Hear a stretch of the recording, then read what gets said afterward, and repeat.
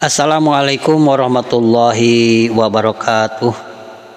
Alhamdulillahi wahdahu wa sadaqa wa'dah wa nasara abdah wa a'azza jundahu hazamal ahzaba wahdah. Allahumma salli wa sallim ala man fihi uswatun hasanah wa ala alihi wa ashabihi wa mawalah, amma ba'du. Segala puji milik Allah yang Maha Esa, yang benar janjinya, yang menolong hambanya dan menguatkan pasukannya serta melemahkan musuhnya.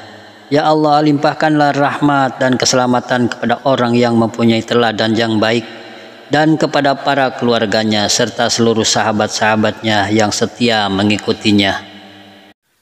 Pemirsa yang budiman yang dirahmati Allah Subhanahu wa Ta'ala, kita jumpa lagi di channel Cermin Ceramah Minimalis. Di kesempatan kali ini saya ingin menyampaikan sebuah tema atau judul dengan Yaumul Ba'ats atau Hari Kebangkitan. Pengertian Yaumul Ba'ats yaitu hari dibangkitkannya kembali semua makhluk dari dalam kuburnya dan dikembalikan ruh ke dalam jasad aslinya, sebagaimana ketika hidup di dunia seperti sekarang ini. Sebagaimana yang telah diterangkan oleh Allah Subhanahu wa Ta'ala di dalam firman-Nya yang artinya, kami telah menentukan kematian di antara kamu dan kami sekali-kali tidak dapat dikalahkan untuk menggantikan kamu dengan orang-orang yang seperti kamu dan menciptakan kamu kelak di akhirat dalam keadaan yang tidak kamu ketahui. Dan sesungguhnya kamu telah mengetahui penciptaan yang pertama, maka mengapakah kamu tidak mengambil pelajaran untuk menciptakan yang kedua? Quran Surat Al-Waqiah ayat 60 sampai dengan 62. Proses terjadinya Yaumul Ba'ats sebagaimana yang telah diterangkan dalam sebuah hadis, bahwa ketika Allah Subhanahu wa Ta'ala hendak membangkitkan para makhluk, maka beliau menghidupkan malaikat Jibril, Mikail, Israfil dan Israel terlebih dahulu. Dan dari keempat malaikat tersebut, yang pertama kali dihidupkan oleh Allah Subhanahu wa Ta'ala adalah malaikat Israfil. Kemudian malaikat Israfil mengambil sangsakala dari aras. Setelah itu Allah Subhanahu wa Ta'ala menghidupkan malaikat Ridwan seraya berfirman, wahai Ridwan, hiasilah surga-surga itu dan persiapkan pakaian untuk Muhammad Sallallahu Alaihi Wasallam beserta seluruh umatnya.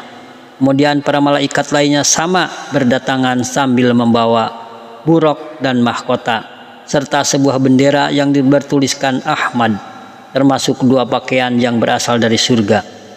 Kemudian Allah Subhanahu wa Ta'ala berfirman kepada para malaikat tersebut, hiasilah buraq ini. Lalu para malaikat menghiasi buraq dengan memberikan pakaian yang sangat indah. Pelananya bertahtakan permata dari yakut merah dan kendalinya dari jamrud hijau. Selanjutnya Allah Subhanahu wa Ta'ala berfirman, berangkatlah kalian ke kuburan Muhammad Sallallahu Alaihi Wasallam. Maka para malaikat langsung pergi mencari tempat pemakaman Nabi Muhammad Sallallahu Alaihi Wasallam, yang pada saat itu yang mereka tidak ketahui di mana Nabi Muhammad SAW dimakamkan karena keadaan bumi masih kosong dan rata. Kemudian memancarlah cahaya yang sangat terang benderang dari dalam kubur Nabi Muhammad SAW sehingga menembus ke langit yang paling atas. Lalu malaikat Jibril berkata kepada malaikat Israfil, wahai Israfil, panggillah Muhammad SAW, karena Allah Subhanahu wa Ta'ala telah memberikan tugas kepadamu untuk mengumpulkan seluruh makhluk. Malaikat Israfil balik berkata, kamu sajalah yang memanggil Muhammad SAW, karena kamu adalah kekasihnya sewaktu hidup di dunia. Kemudian malaikat Jibril berkata kembali, aku merasa malu kepada Muhammad SAW.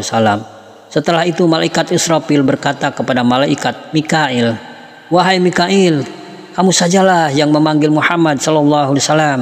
Kemudian malaikat Mikail berkata kepada kubur Muhammad Sallallahu Alaihi Wasallam, kepadamu wahai Muhammad. Tetapi Nabi Muhammad Sallallahu Alaihi Wasallam tetap tidak mau menjawab. Kemudian ketiga malaikat itu sama-sama meminta kepada malaikat maut untuk membangunkan Nabi Muhammad SAW. Kamu sajalah yang memanggil Muhammad SAW. Lalu malaikat maut berkata di hadapan kuburan Nabi Muhammad SAW, wahai ruh yang suci, kembalilah kepada jasadmu yang suci. Tetapi kali ini pun Nabi Muhammad SAW tidak mau bangun dari tempat pemakamannya. Kemudian malaikat maut Israel memanggilnya kembali, wahai Muhammad SAW, bangunlah untuk memutuskan hukum dan hisab serta menghadap pada Zat yang Maha Pengasih lagi Maha Penyayang. Akhirnya kuburan Nabi Muhammad SAW itu terbelah menjadi dua, dan pada saat itu beliau sedang dalam posisi duduk serta sedang membersihkan debu dari kepalanya dan jenggotnya. Setelah itu malaikat Jibril memberikan pakaian dan buruk kepada beliau. Kemudian Nabi Muhammad SAW bangun dari tempat pemakamannya seraya berkata, wahai Jibril, hari apakah ini? Ini adalah hari kiamat, hari kerugian, hari penyesalan, hari buruk, hari berpisah, dan hari bertemu, jawab malaikat Jibril. Nabi Muhammad SAW berkata lagi, wahai Jibril, gembirakanlah aku.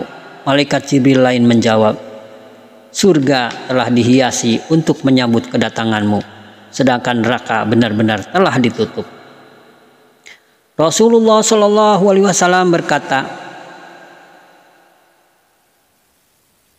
bukan itu yang aku maksudkan, tetapi yang aku tanyakan kepadamu adalah tentang nasib umatku yang telah berbuat dosa. Barangkali kamu meninggalkan mereka di sirat atau jembatan penyeberangan di atas neraka. Kemudian malaikat Israfil menyahut, demi kemuliaan Tuhanku, wahai Muhammad, aku belum meniup sangkakala untuk membangkitkan mereka sebelum kamu bangkit terlebih dahulu. Akhirnya Nabi Muhammad SAW dapat bernapas lega seraya berkata, sekarang aku bahagia dan menjadi segar mataku. Setelah itu beliau mengambil dan memakai pakaian serta mahkota yang telah disediakan, dan akhirnya naik ke atas punggung buruk menuju surga. Setelah itu barulah Allah Subhanahu wa Ta'ala memerintahkan kepada malaikat Israfil untuk meniup sangsakalanya guna membangkitkan seluruh makhluk dari dalam kuburnya. Sebagaimana yang telah diterangkan dalam sebuah riwayat bahwa Allah Subhanahu wa Ta'ala berfirman, wahai Israfil, bangunlah dan tiuplah sangkakala itu dengan tiupan yang membangkitkan.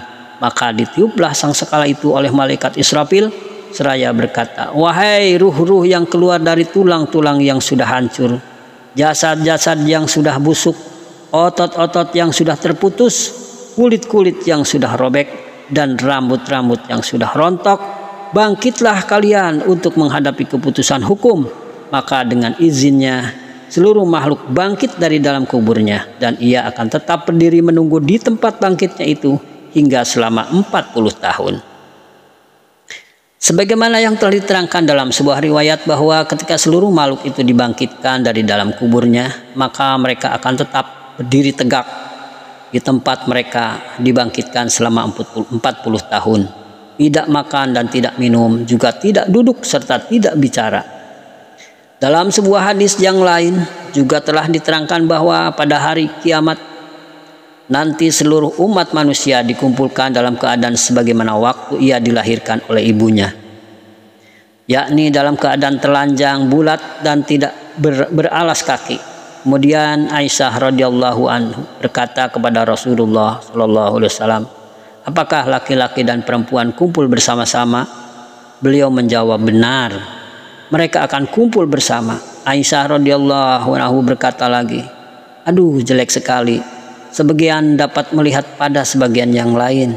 Lalu Rasulullah SAW menepuk bahu Aisyah radhiyallahu seraya berkata, wahai putri Abu Quhafah, pada hari itu manusia sibuk dengan urusannya masing-masing, tidak sempat melihat pada yang lain. Pandangan mereka semua tertuju ke langit.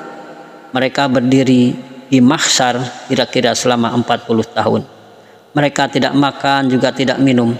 Setiap dari mereka berkeringat karena rasa malunya kepada Allah Subhanahu wa Ta'ala.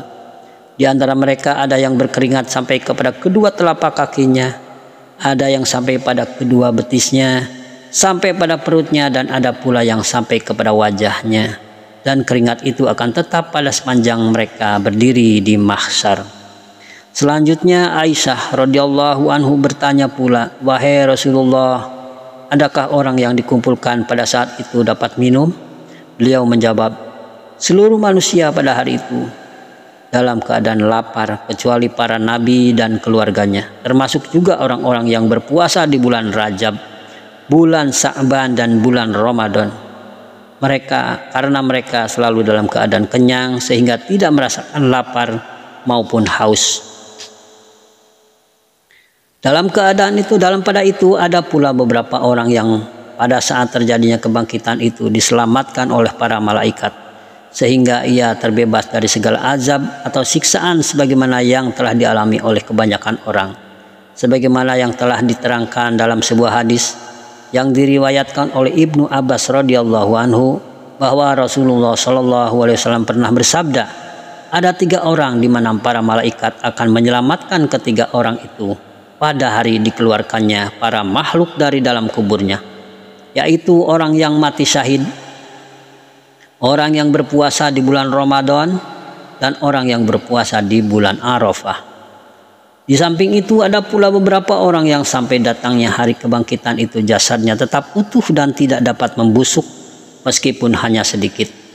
Sebagaimana yang telah diterangkan dalam sebuah hadis bahwa ada 10 orang yang jasadnya tidak bisa membusuk, yaitu jasadnya para nabi, jasadnya orang yang ahli perang, jasadnya orang alim, jasadnya orang yang mati syahid, jasadnya orang yang hafal Al-Quran, jasadnya imam atau penguasa yang adil, jasadnya orang yang ahli azan, jasadnya para wanita yang mati di dalam nifasnya, jasadnya orang yang dibunuh secara zalim atau dianiaya, dan jasadnya orang yang mati di hari Jumat dan malamnya." Setelah itu Allah Subhanahu wa taala mengiringi seluruh umat manusia untuk berkumpul di suatu tempat di dekat Baitul Maqdis yang disebut Sahirah. Sebagaimana yang telah diterangkan oleh Allah Subhanahu wa taala dalam firman-Nya yang artinya sebagai berikut, "Sesungguhnya pengembalian itu hanyalah dengan 1 kali tiupan saja, maka dengan serta-merta mereka hidup kembali ke permukaan bumi." Quran surat An-Nazi'at ayat 13 sampai dengan 14. Wallahul muwafiqu li aqwamit thoriq. Wassalamualaikum warahmatullahi wabarakatuh.